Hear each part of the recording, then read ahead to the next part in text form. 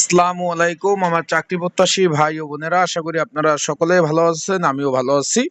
সকলে অবগত আছেন, অলরেডি আপনারা সকলে অবগত আছেন, জানেন যে সিভিল সার্জন কার্যালয় হবিগঞ্জের কিন্তু পরীক্ষার সময়সূচি প্রকাশ করে দিয়েছে। বিভিন্ন পদের পরীক্ষা হতে যাচ্ছে।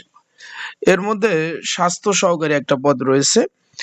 তারও কিন্তু ১৩০টি শূন্যপদ ছিল এবং ২০০০ এখানে কিন্তু এই যে ১৩০টি শূন্যপদ ২০২৫ সালের এবং ২৩ সালে যারা আবেদন করেছেন তাদের সকলের পরীক্ষায় কিন্তু আগামী ৩১ জুলাই ২০২৬ অনুষ্ঠিত হতে যাচ্ছে।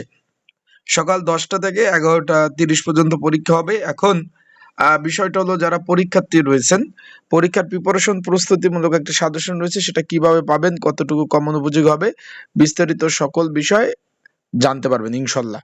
তো চলুন ভিডিওটা শুরু করে দেই। পরীক্ষা লিখিত হবে না এমসিকিউ হবে, কি ধরনের প্রশ্ন প্যাটার্ন আসবে, বিস্তারিত বিষয় এবং এই পদের প্রিপারেশন প্রস্তুতিমূলক একটা সাজেশন রয়েছে, সেটা কিভাবে পাবেন, সেই সকল বিষয় আজকের এই ভিডিওর মাধ্যমে আপনাদের আলোচনা করার চেষ্টা করব।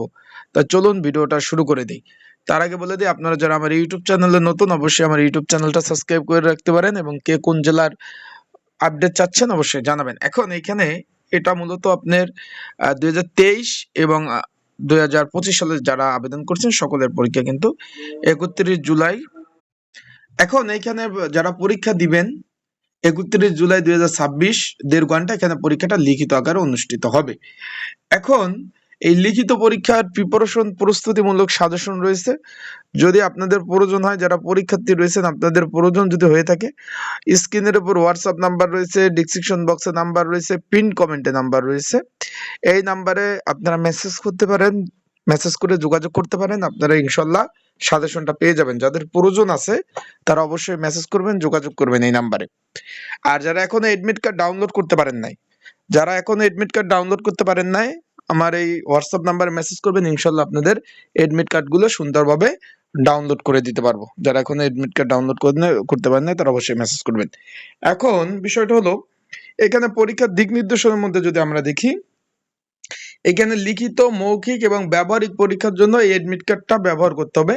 অন্য কোনো এডমিট কার্ড তারা দিবে না। তার মানে আপনার একই এডমিট কার্ড দিয়ে পরবর্তী যদি আপনি লিখিত পরীক্ষা পাশ করেন, মৌখিক পরীক্ষা চূড়ান্ত জয়েন, সব একই এডমিট কার্ড দিয়ে আপনার হবে। তাই আশা করি বিষয়টা বুঝতে পারছেন। তাই যারা পরীক্ষার্থী রয়েছেন, এডমিট কার্ডটা ২ থেকে ৩টা, আবার ৩টা আপনারা অবশ্যই প্রিন্ট করে রাখবেন, কারণ পরবর্তীতে কিন্তু এডমিট কার্ডগুলো কিন্তু পাওয়া যায় না। আবারও বিষয়টা আশা করি বুঝতে পারছেন।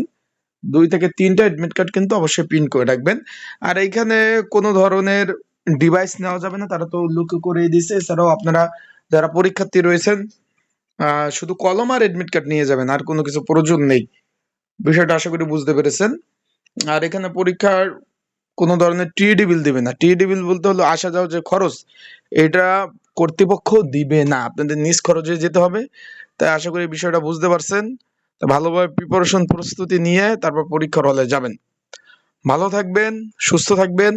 আর যাদের সাজেশন প্রয়োজন আছে তারা অবশ্যই মেসেজ করবেন, যোগাযোগ করবেন, যোগাযোগ করে সাজেশন নিয়ে আপনারা পড়তে পারবেন। ভালো থাকুন, সুস্থ থাকুন। আসসালামু আলাইকুম।